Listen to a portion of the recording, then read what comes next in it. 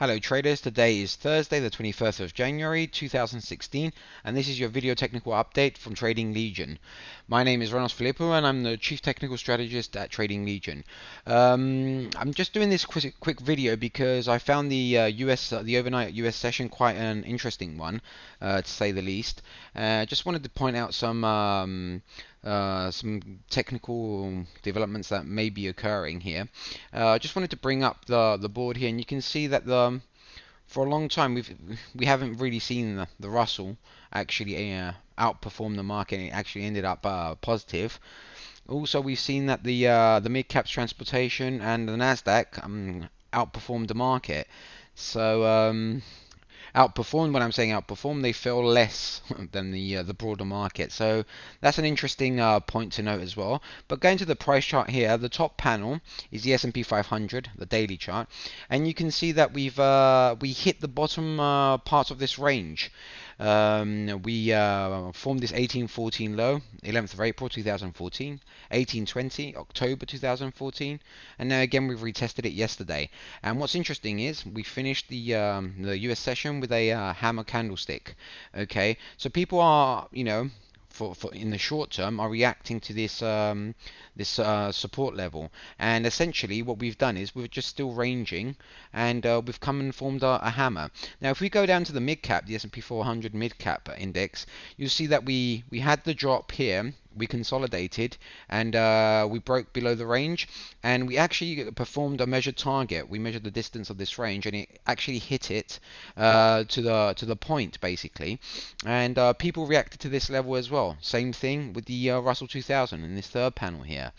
We had the drop, we had the range, and measured target, measured move down, and we hit it, and we've formed a hammer candlestick as well. Same thing with the transportation. The transportations were weaker than the previous three, and we consolidated, we broke, and again we hit the measured target. So I find this quite interesting that people are reacting to these levels. It could be a case that we've got some some bottom fishing, some bargain hunting as well, and one day certainly doesn't make a trend reversal, but nevertheless it's very interesting that this price behavior occurred at these levels. So just moving on now. Moving on, I just want to bring in a sentiment chart, okay, and you can clearly see here that the S&P, this is the weekly chart of the S&P, and you see we're coming to the point where it's hitting the mean basically. It's the 200 exponential moving average on the weekly, and we're very close to it. But I want to point your attention to the AA2 Bull sentiment survey. This is the lowest reading in 5 years. So we've got a case where we've got an extreme bearish sentiment, with as reflected in this AA2 Bull sentiment survey. So we're coming to a sentiment extreme as well, whilst the S&P is at the lower end of its range, and also the weekly 200 exponential moving average. So I find it interesting that all these technical developments are occurring as we're still in the range in the S&P. And also to keep with the theme of the sentiment. So now carrying on, this is the daily chart of the S&P 500, and you can see here, I've shown this chart before, this is the SPY volume, the SPY ETF, which tracks the S&P 500. You can see that we have a sentiment extreme here as well, because every time we've seemed to be hitting the 200 million share mark, it's marked some kind of a bottom.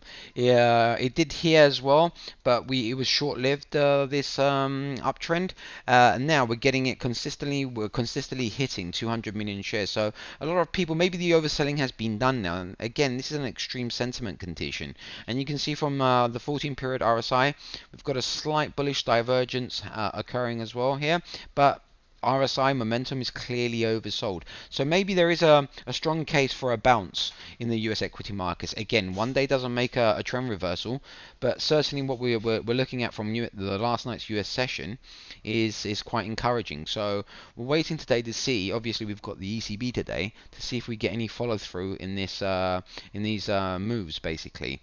And the last but not least that I want to highlight is if I just bring in a chart of seasonality, you can see here that the S&P historically, a 10-year average, in January it shows a loss, but then moving on to February and March, you can see that the S&P closes positive. And since 2009, especially, if we take the average from 2009, you can see that these gains are much more. So we're having a case where we're moving into a a favorable seasonal period for the S&P as well. So maybe we're starting to see some early positioning to take advantage of this seasonality effect.